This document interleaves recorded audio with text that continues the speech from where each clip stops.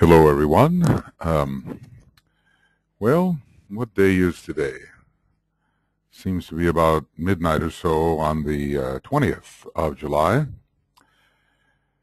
And this is the beginning of Esoteric Astrology 128A. We're on page 509, and we're going to get into some quite practical information, I think. We've been dealing with the way that various planets are associated with various houses, and whether these houses are to be considered esoteric or exoteric or both. The houses associated with the non-sacred planets are generally considered to be exoteric, and we're trying to find the house that is associated particularly with the Earth, looking at probably the sixth house or perhaps the second house, and the same for Vulcan. The way I have it assigned at the moment is the second house for Vulcan and the sixth house for the Earth, considering the Earth as the virgin of matter. And we're all looking forward to what is called the Assumption of the Virgin, or that higher, that raising of the quality of matter, raising matter to heaven. So we are getting into an area now where DK tells us that it is not my intention to deal with the houses in detail. Modern astrologers have worked this out relatively satisfactorily, and I would say that a bridging astrologer like Dane Rudhyar has done a lot to bring a more spiritual, psychological, even esoteric interpretation to the houses. Well, the houses concern the prison of the soul, and its limitations, and with these there is widespread familiarity. The life of matter form, not just on the dense physical plane, but also in other areas which are within the personality. Prison implies the inability to escape into greater fields of consciousness and energy expression. So although there are some very, very concrete meanings to the houses, they can be spiraled up to include higher aspects of the personality and, to a certain extent, the soul life, which, interestingly, is still, in a way, within the form, because it's part of the 21 lower subplanes, and we know that those 21 are part of the physical body of the solar logos. As you know, I am concerned with the astrology of the soul and with the influences of the esoteric planets. And as I've been trying to say, are we dealing with the astrology of the soul on its own plane?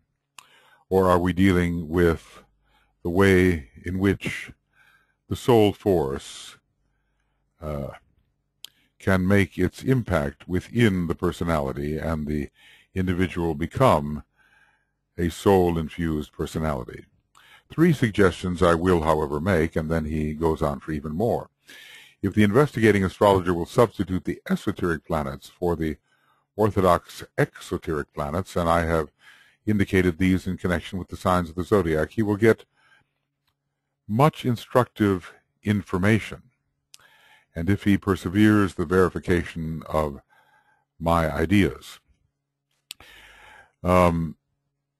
I know that it is so, let's say, in my own chart, which is the Sun in Aries, and I could, of course, simply study Mars, which has its validity, but it is rather absorbed by an elevated Mercury, also in Aries, which is the esoteric ruler, and which has rather conditioned my writing and speaking approach to the ageless wisdom. So the esoteric ruler of Aries is very meaningful to me. I could also say, well, with a Cancer rising sign, the moon, which is conjunct Mars in Aquarius, would be the main thing, but I have discovered that Neptune, which has led into a life of music and drama and a barely concealed mysticism opposing Mercury, is very active and significant in my Cancerian approach to life. And I'm sure all of you, many of you, you've studied esoteric astrology and you've tried to interpret your sun sign and rising sign from the perspective of the esoteric rulers, and have found that your spiritual life is very much governed thereby. So increasingly,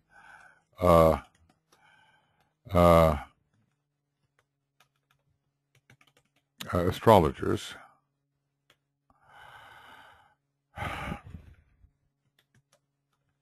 how about spelling that, are doing this, especially among the avant-garde. If he will distinguish between the effects of the sacred planets and the non-sacred planets, he will discover that the sacred planets endeavor to fuse the personality and make it the instrument of the soul. So the factor of integration, the sacred planets work within the soul towards integration, and then they work at the integration of the personality and the soul. These planets work towards integrating the personality per se, and also towards fusing the personality and the soul. So the fusion formulas should be correlated with esoteric rulers. And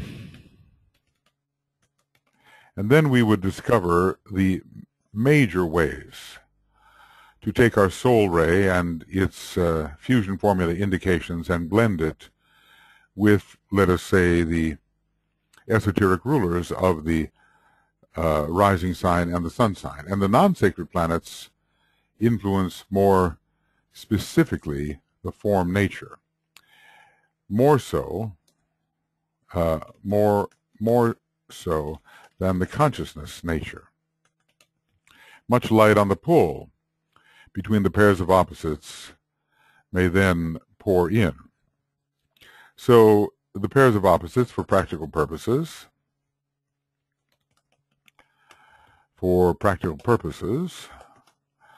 are the soul and the personality. And if we look at the aspects between the sacred planets,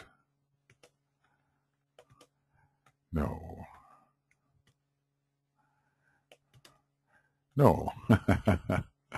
I know it's there, sacred planets and the non-sacred planets, we will find the ways in which these opposites are contesting. For instance, if people have a square between Mars and Venus, obviously Venus is the sacred planet in this particular instance, and Mars represents the personality. It's a very good dramatization of soul and personality, either in opposition or square, and we could see what kinds of tendencies, according to the sign, will, and house or arm, will bring about the establishment of the soul regime compared to the re-emphasis of the personality regime. And maybe we can feel the dynamics of this pull in our own contest as we observe the soul and personality at war, or attempting to cooperate and somehow harmonize. If he will study the fluid area where the planets veiled by the sun and moon come into play, and fluidity can mean change, even in the course of a lifetime. So at different times, the emphasis may be on one or other of the vehicles which the veiled planets represent. Veiled by the sun and the moon, and they are largely Vulcan, Neptune, Uranus, which stand for the three aspects of the personality: physical, astral, mental, and will realize that he must decide from a study of the chart of the subject and any knowledge he may have. Let's not dismiss that. Sometimes people feel they have to get it all from astrology, but it's just fine to ask questions that fill in the blanks. So from a study of the chart of the and any knowledge he may have, he must decide what is the point in evolution reached, and which of the three veiled planets is the ruler. He will get much intuitive understanding. According to the point in evolution reached, generically we might say that with the moon, Vulcan is veiled for the undeveloped. For the more emotionally polarized, Neptune is veiled, and for the more mentally focused, I won't yet say polarized, Uranus is the focus. He will find himself able to throw much light upon the problem of the probationary disciple when considering the exoteric rulers, and upon the problems of disciples when dealing with the esoteric rulers. Well, the probationary disciple is still on the mutable cross, not having taken the first initiation. The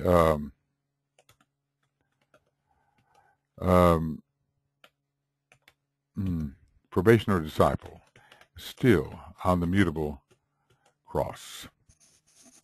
So, and we are dealing all the time with many probationary disciples, so we should not jump to the esoteric rulers and exclude entirely the exoteric rulers. Perhaps for some people in transition, both have to be understood. There may be a movement from a response according to the exoteric rulers and response according to the esoteric rulers. So sometimes the question of whether the let's say the sun in Leo is simply the sun in Leo, or veiling Neptune, or veiling Uranus, is an important one, and depends upon the degree of evolution of the individual. And sometimes the planet veiled by the moon is determined by the degree of evolutionary unfoldment, but sometimes it really has much to do with the sign in which the moon finds itself. If it finds itself in Taurus or Virgo, there may be a strong connection with Vulcan. And if in Virgo, Vulcan and Neptune may be veiled. And if in Aquarius, there may be a veil of all the three, and the need to integrate them, as that hierarchical ruler speaks to the possibility of bringing the vehicles into a condition of transfiguration. But it is fluid, and because it's fluid, it is Neptunian. And because it is Neptunian, it is related to the intuition and the Buddhic plane. So, applying our knowledge, applying reason, and then attempting to decide on the basis of that which is known may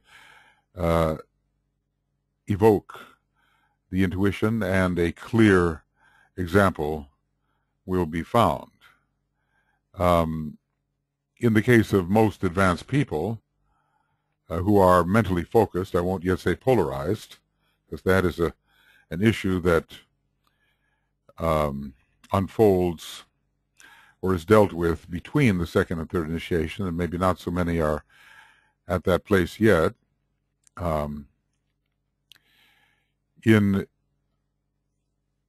this condition, Uranus will generally be the veiled ruler of the moon. But as I say, when you have the moon in Cancer, it might be Uranus, but there's a very strong gravitation towards Neptune, just as in Taurus, a strong gravitation towards Vulcan. And perhaps if in Aquarius, a strong gravitation towards Uranus, regardless of the stage of evolution at which the individual finds himself. It all has to do with whether he is physically, etherically focused, emotionally focused, or mentally focused. And that, if we can determine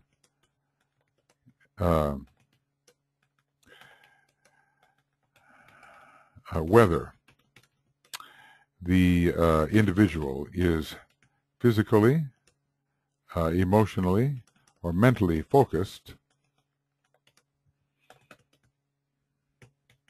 it may tell us much about which planet is veiled by the moon. We should not just read the moon as the moon. We should go to the chart and say, what would the implications be if, in addition to the moon position, that position were held by another Uranus or another Neptune, or perhaps by Vulcan? If the astrologer will consider these 3 points and will be willing to experiment with them, a Uranian word having much to do with astrology, that planet which has much to do with astrology, though Charles Jane, my teacher of this subject at one time, felt that both Neptune and Saturn should be almost equally considered as ruling astrology, the 3 synthesizing planets, all of them.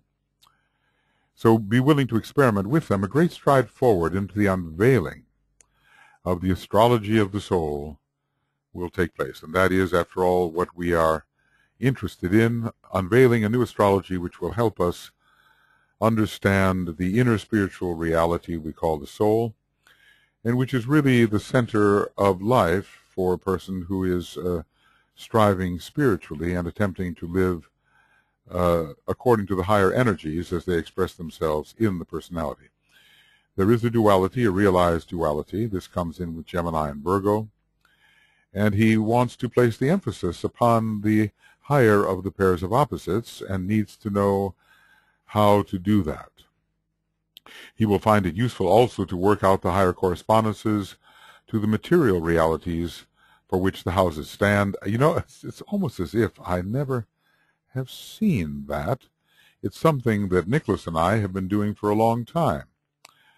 We have done this in some degree of completion, and when I get to the, I have to kind of promise myself this, to the meaning of the houses, I think it would be good to discuss some of these higher correspondences. I'll have to remember that. You know, sometimes I call upon my own material, as in the case of the decanates, trying to elaborate the different stages through which the person might pass. I tried to do this for the classes that I was teaching, and also trying to affirm my belief that you can be at any particular stage of evolution and be born in any decanate, even though certain of the decanates may have more resonance with the stage of evolution at which you find yourself. So anyway, for instance, he says, I will give you some idea of these correspondences in connection with the first 2 houses. So the first house, the physical body or form, or the causal body of the soul, higher correspondence, right? Probably we would not find the monadic vehicle there. I wonder what kind of chart we would have to reveal the condition of that vehicle. The first house, appearance or manifestation, or the emergence of the soul. Well, appearance of the form, or the emergence or appearance of the soul. The head, the brain, or the head center. You can always substitute a chakra, can't you? Personal activity and soul expression. We were just reading about Aries, Mars, and the sixth ray, and the kind of activity we can expect from the first house.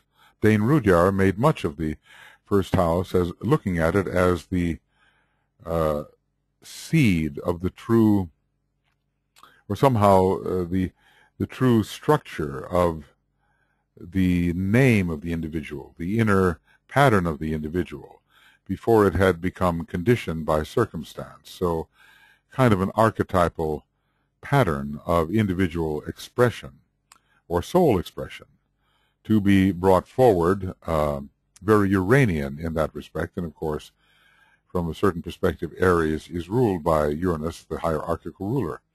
Mannerisms, etc., the kinds of things which are habitual and noticed in the individual, and then also ray types and qualities, which are the higher correspondence. And then when it comes to the second house, we have finances and monetary interchange. That's the very concrete aspect.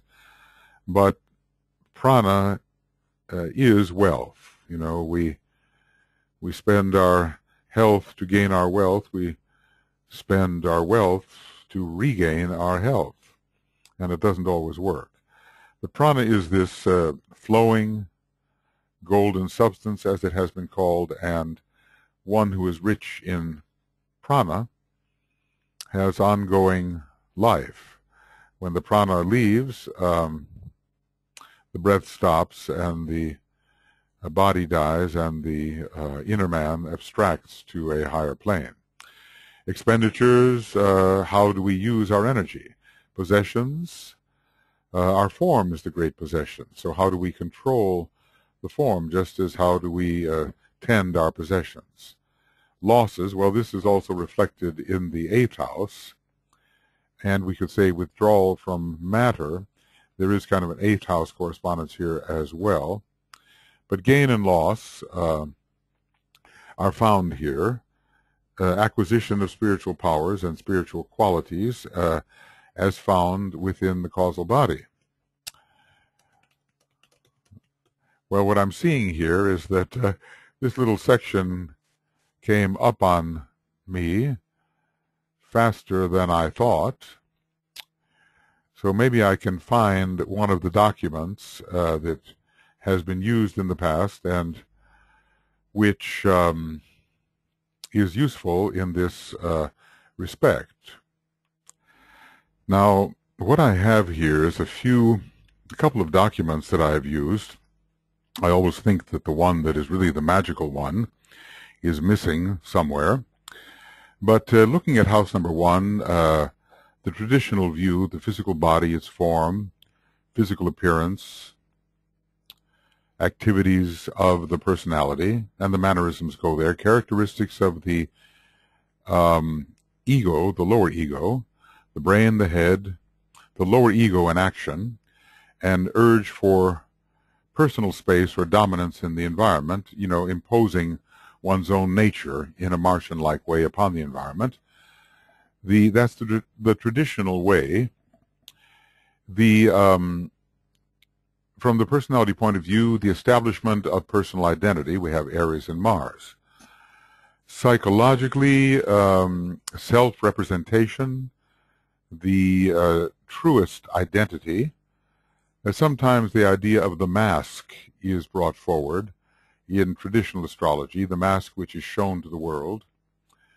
The ability to really know oneself in a deep way, one's personal style, and with this come the, maybe I can see, what size is that?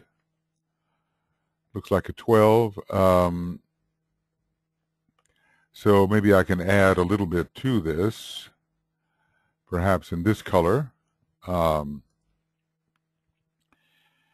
The mannerisms are here found.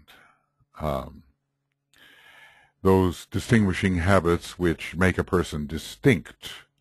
Now, the brain and the head were mentioned. Every zodiacal sign rules an aspect of the physical body, But here, the esoteric interpretation, we have more the soul body or the causal lotus. The egoic lotus is found both in connection with house number 1 and with house number 5. I think the unique identity of the lotus is emphasized in house number 1, and the talents and qualities which are stored and the radiance and expression of those is emphasized more in house number 5.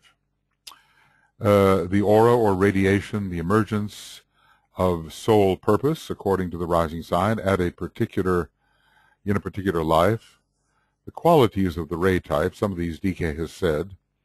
The head centers are chakras. I suppose all of the head chakras, there are 7 within the head. They are connected with Vulcan, also with the Great Bear, and there is a connection with Aries, Vulcan, and the Great Bear.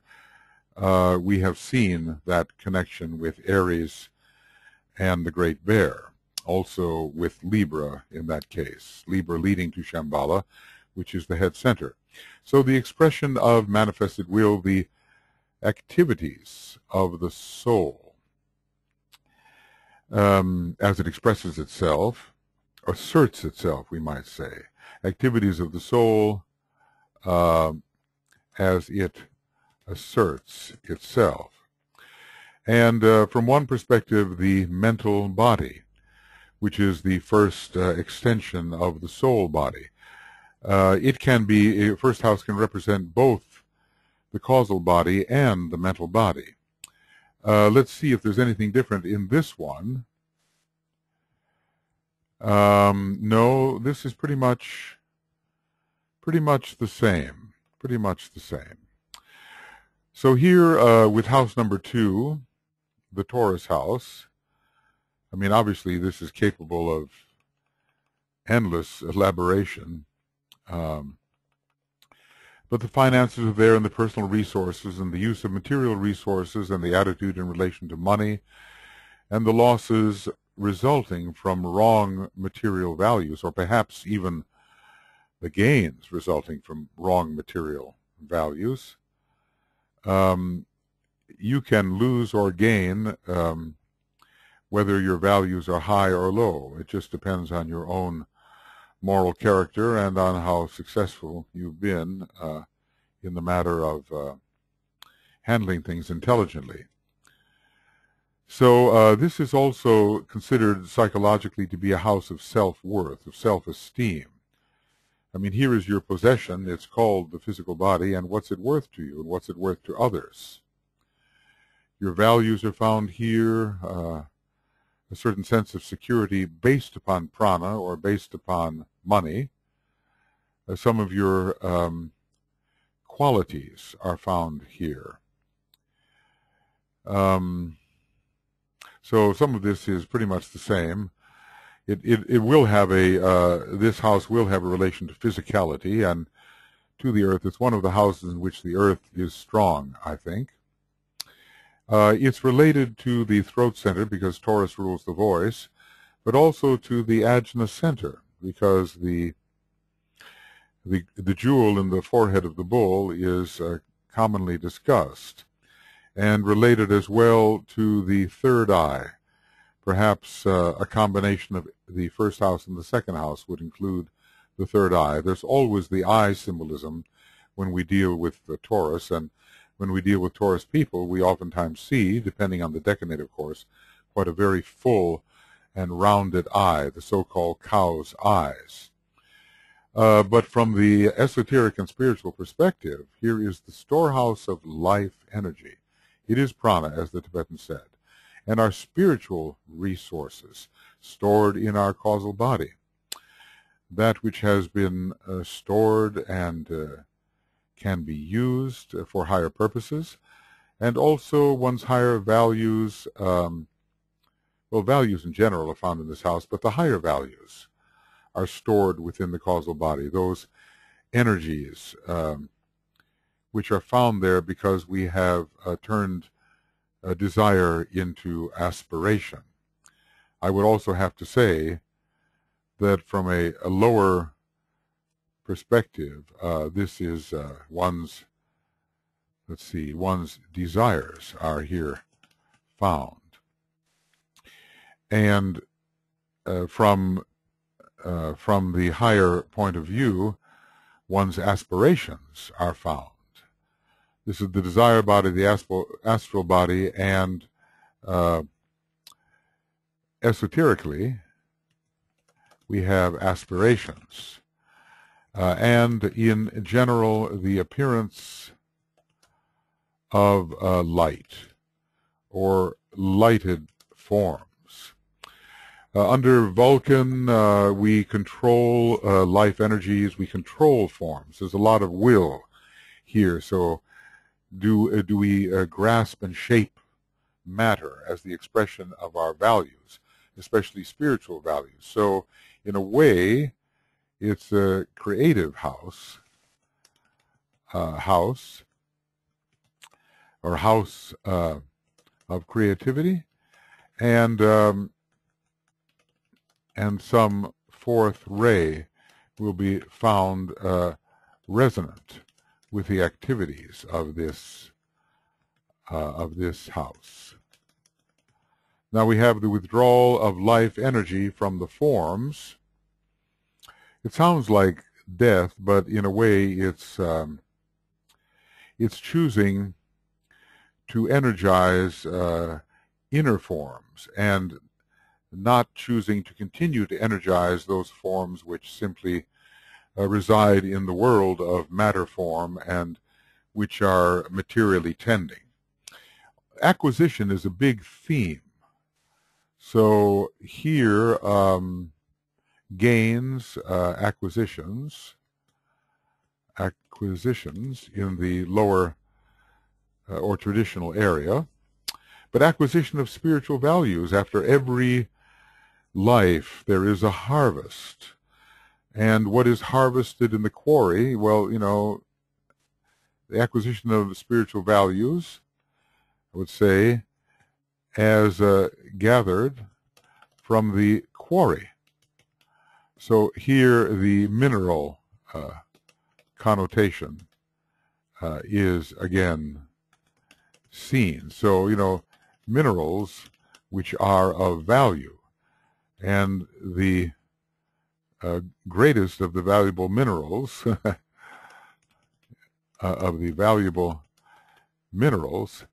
is the diamond of the diamond soul. So it's going to have a lot to do with the radiance of the jewel in the lotus. You know, I'm just kind of thinking along here. You know, one could write a whole book on the subject, and it probably has been. Whoops. I hope I didn't lose anything here. Okay. So this is the radiance of the diamond soul. And in general, the desire body, but it's also the place where we clarify desires with light. Clarification of desires with light. So this means we change our values. So there's always tests as to values going on in the second house of desires with light. Yes, okay. Well, as you see, I'm making a bit of a mess of the form here. That's because I want to add to the spiritual meaning. I would say also, you know, from the chakric perspective, the sacral center is important. What I want to do here is change this in the view, review the type of language I'm using, and set the proofing language and use English, because that's the way it seems to be. Yes, that is. So the sacral center is also found important here, and when one thinks of aspiration, the solar plexus center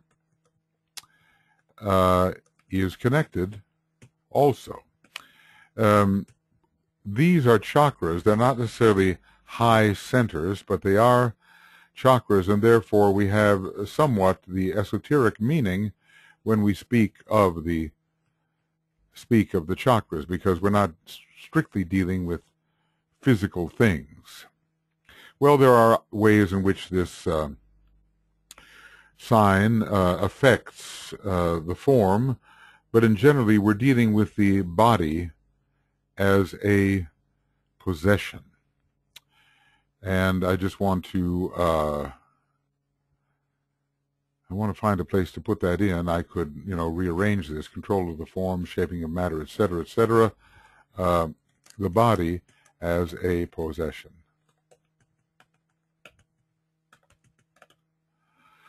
And obviously the care of that body as it is a possession, and withdrawal of energy from forms, and let's call it this: disidentification from form, as the Buddha did.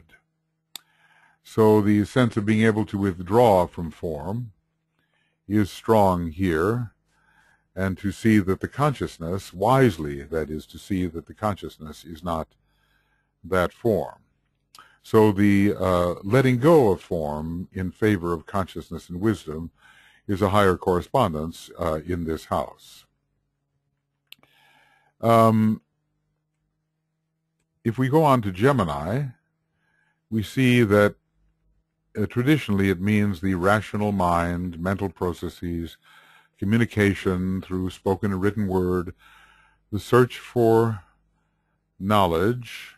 That's also, I suppose, found in Taurus, the acquisition of knowledge. I guess I cannot be utterly complete here, including the acquisition of knowledge.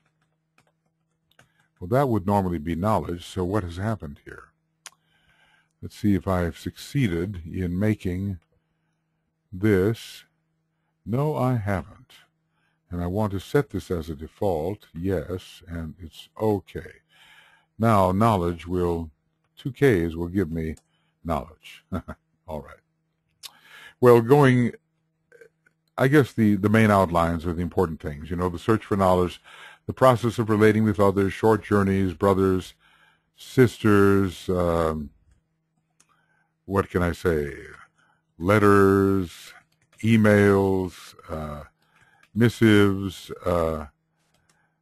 getting through to others by some medium or other. Now, I hope I've included telepathy when it comes to the higher type of meaning. So in general, communication, information gathering, sharing, Gemini is the sign associated, and of course, exoterically it's Mercury. But what we could do, we could look for the higher meaning of the house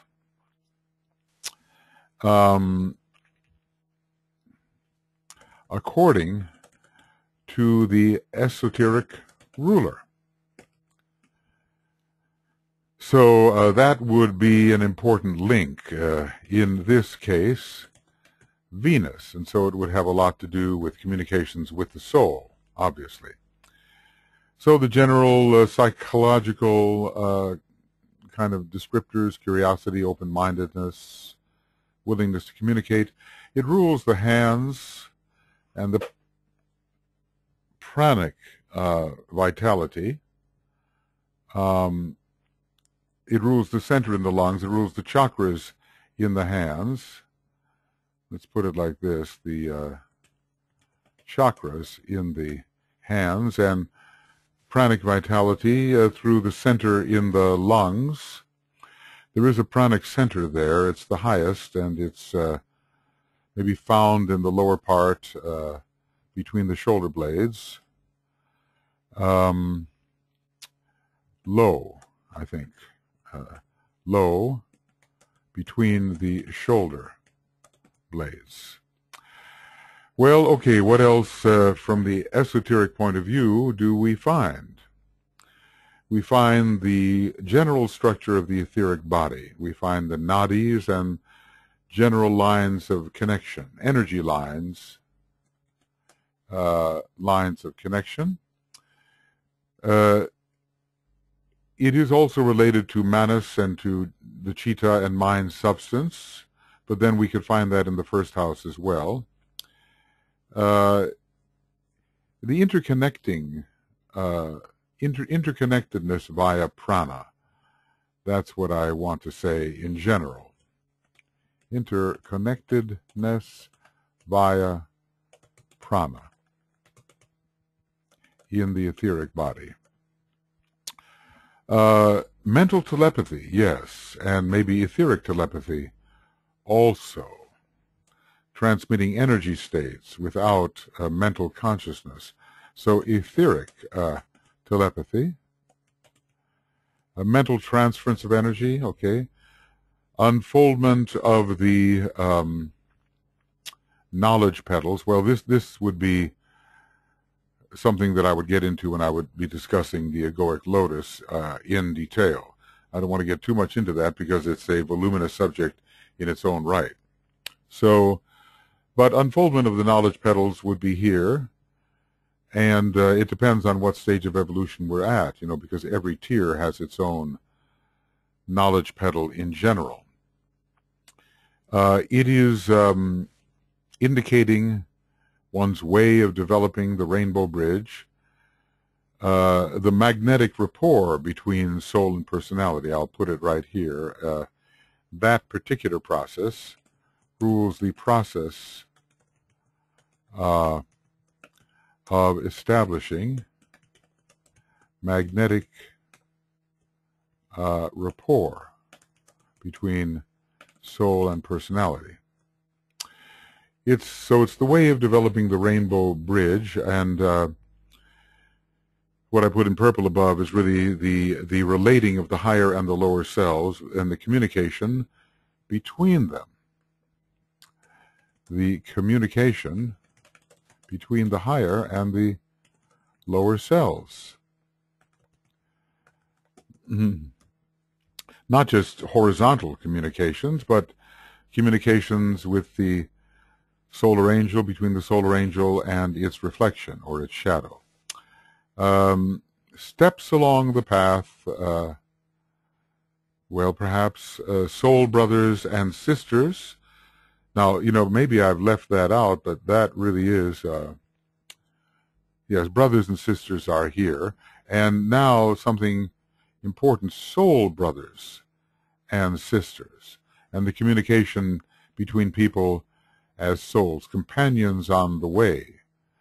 So communication between souls, members of one's group,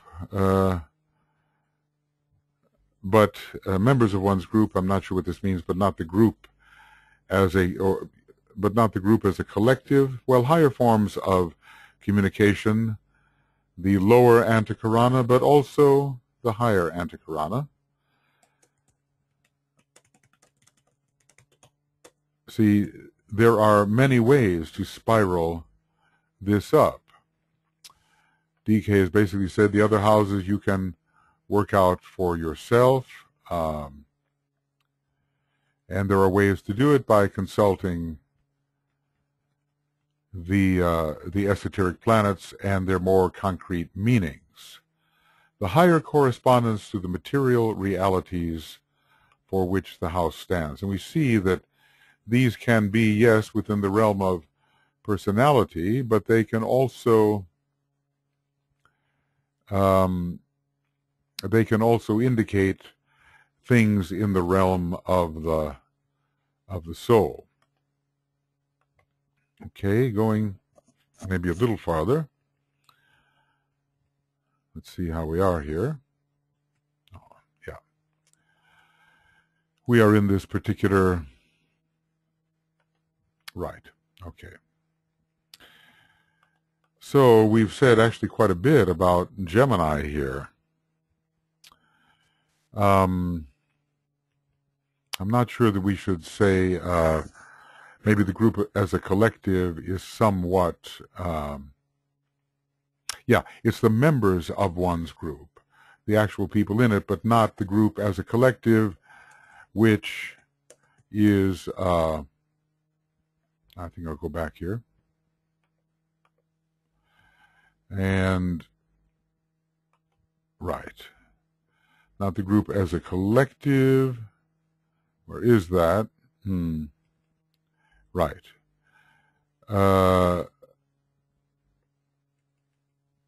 Okay. Which is ruled by Aquarius.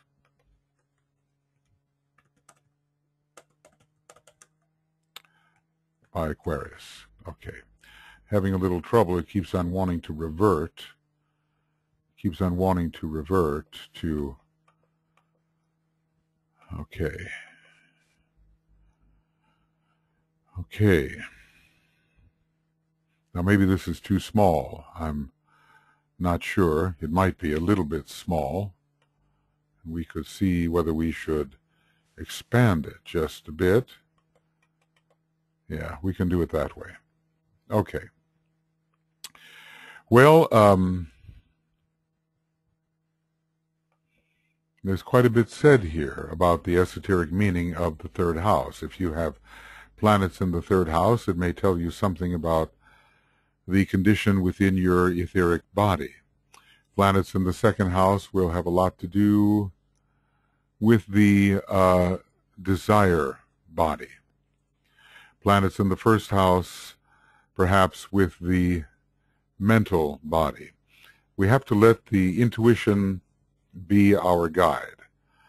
I think we have time to discuss in this 1-hour program the sign Cancer and its relationship to the fourth house. So the traditional is the biological inheritance. You see a lot of people who have inherited diseases with indicators here in the fourth house, the mother and immediate family, but we cannot say that the father should be excluded.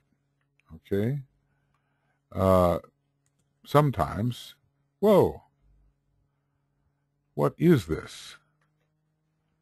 Okay. Oh, we have something really strange going on here. Sorry. All right. We'll try. Yes, I know what to do here. I think I saw the reason. Okay, so now if this fails, I'll just have to start all over again. The father can also be indicated. Now, traditionally, well, I'm not sure that the psychological foundations are part of the traditional. That's more a psychological interpretation. But the endings and what is traditional is the end of life. And, of course, the most traditional factor is houses, lands, and mines. So let me look at it this way. Houses, lands, and mines. And what I've seen here is that somehow we seem to have, let's see if we've done this correctly. I think what I've done is this should be put here in this one. Yes, that will be better. All right. All right, so we are looking here at the fourth house. So houses, lands, and mines are the traditional and most concrete meaning. I was saying the father can be also indicated, the early home environment, the end of life, refuge, the mother country, patriotism, the lunar elementals in the fourth house. But I think that that is more an esoteric meaning. So let's put that over here, or at least it has to do with the parts of life which are hidden. So home, personal roots, unconscious, emotional, intuitive underpinnings of the personality. It's lunar. It has to do with the past. House of the past. Domestic life. Some of this I think I may not have written in the second column. The hero and the shadow. Not sure about that. So we have here the breast and the solar plexus, and I think these are breast centers. And of course, we have the particular organs of the body, you know. In the case of Gemini, we have the hands and so forth. I just want to make sure that all of this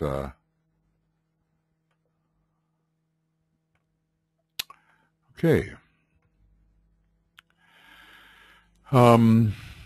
The psychological aspect, self-understanding of one's roots, old patterns of behavior, the moon represents that. The environment in which one is raised in the home, and all of those patterns concern. But now, from the more esoteric perspective, the biological karma inherited from family and the genes, the female principle in general, the group soul, from whom come our soul brothers and sisters. At least it is associated in a way with the lesser ashram. Foundations of the soul. It's anchoring in present incarnation. So the method of anchoring the soul, manifesting it. Okay, let's get this out, and we'll say here, the method of anchoring the soul. Right.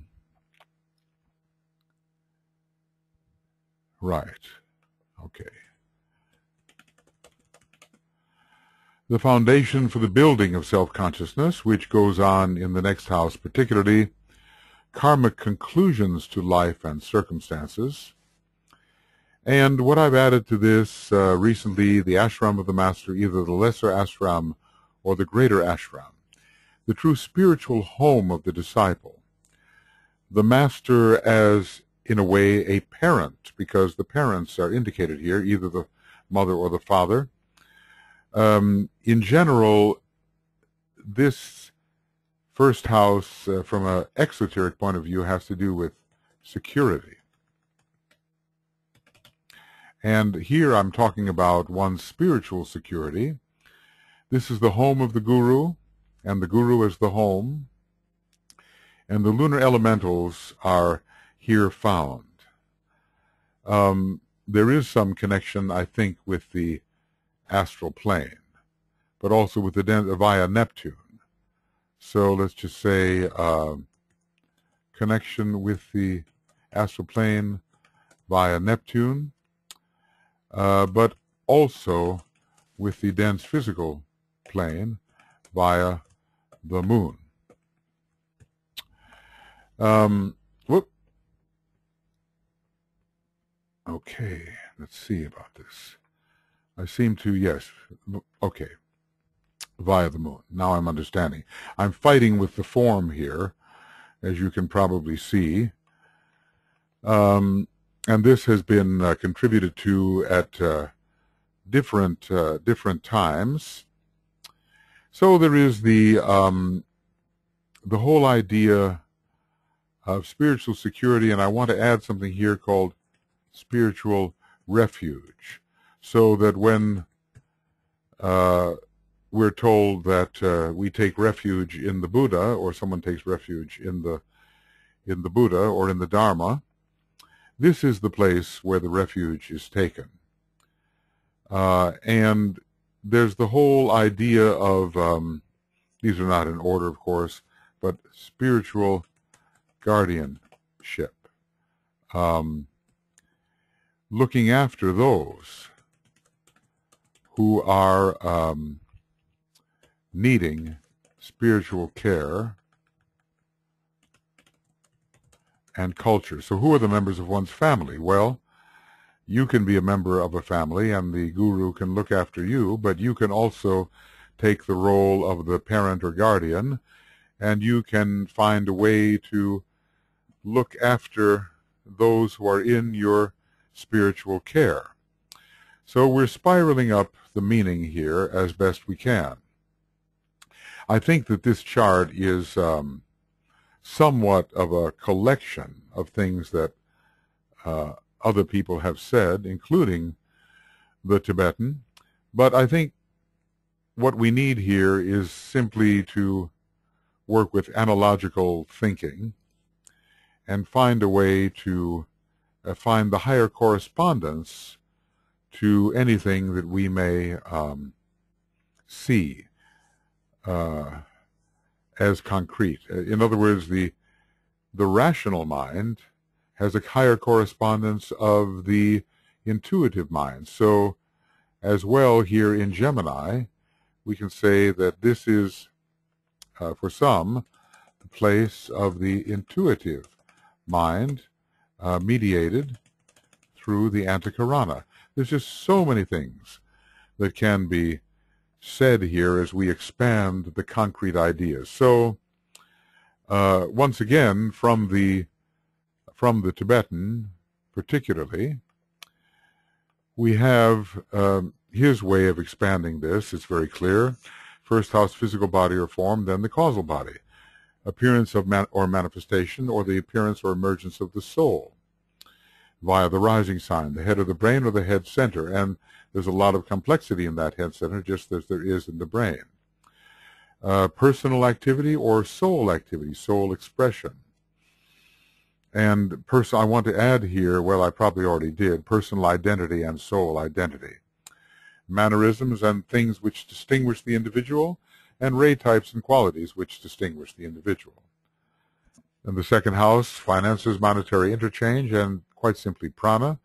Expenditures, where you spend your substance, generally the use of energy.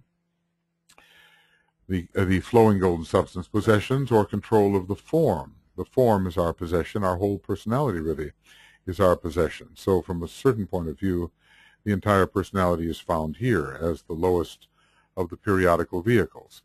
Losses, withdrawal from matter. Well, learning how to disidentify from that which desire had adhered to. So changing one's desires and disidentifying from one's attachments. So the place that we may find ourselves attached, suppose we have the moon in that second house and maybe in some sticky sign, like Cancer, let's say. It can show attachments, and when we have Pluto aspects or Uranus aspects, detachment can come. Gains, later the acquisition of spiritual powers and spiritual values. I think we see how it works. And just one last little look at what we have gathered together here.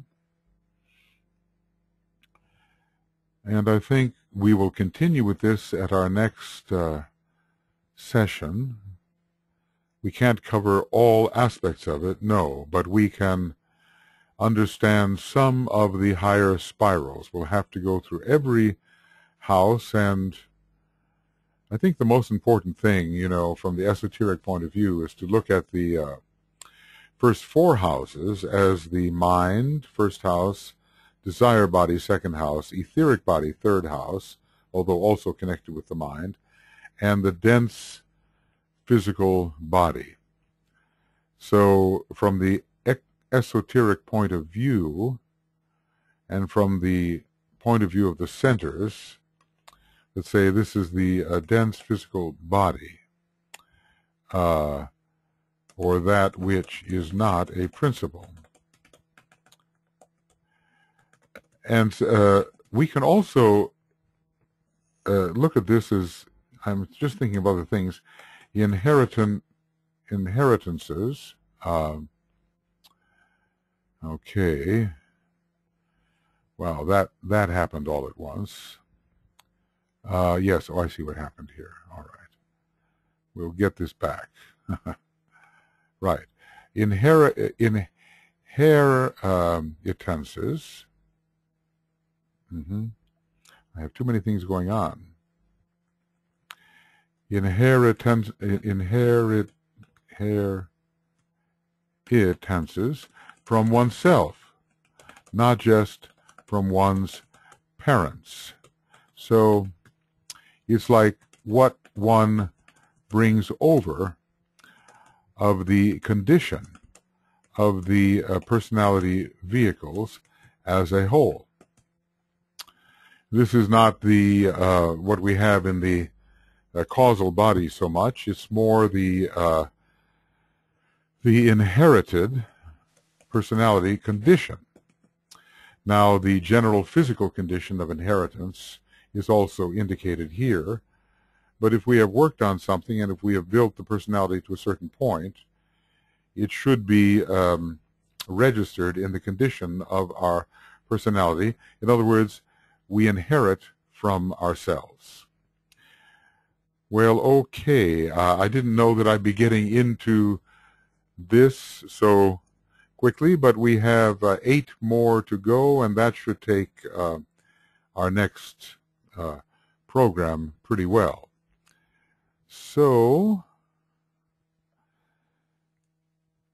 I think what's important is to understand the way this is done, and to have a certain flexibility of mind so that when we read the houses of an astrological chart, we do not only think in material terms, but we think in terms of the higher meanings in the personality, spiritual meanings, and we think in terms of energy and chakras, and not just of condensations, dense condensations of energy. So, you know, I'm thinking about a house, and I really should add here, there's so many things that have come in. Let's call it auric fields, or the vehicles of the personality. These vehicles are homes, are they not? So the physical body is a home, but also all the other vehicles collected as a home. Well, I keep on coming up with new ideas here, but I think what I'll do, since it's late here, is sign off for the moment and come back to this when I can. Okay? We'll see you soon. This is the, see, how can I put this so that it really works? I'm really fighting the form here. Let's call this the, okay, I see what to do. We'll call this the end of Esoteric Astrology Adventure, number 128A. Okay, end of Esoteric Astrology Adventure 128A, and this is not a page. We're still on an earlier page because we had to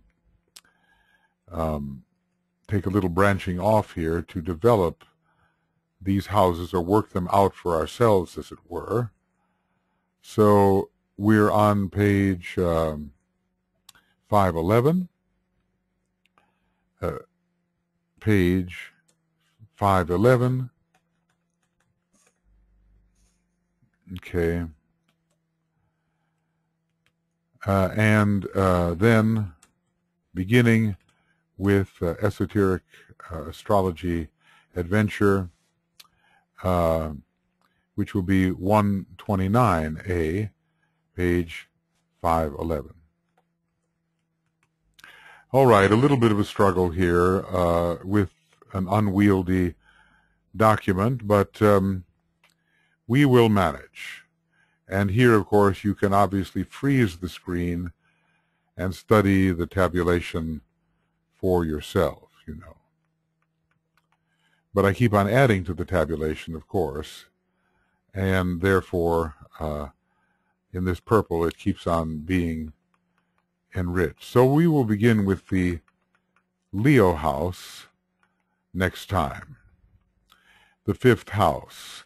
Now, we have spiraled even the 1st house upward, even though it's one of the mundane houses. It can really have a lot to do with our essential identity. So even though some of the houses are exoteric and mundanely oriented, they do have, some of them, quite higher correspondences.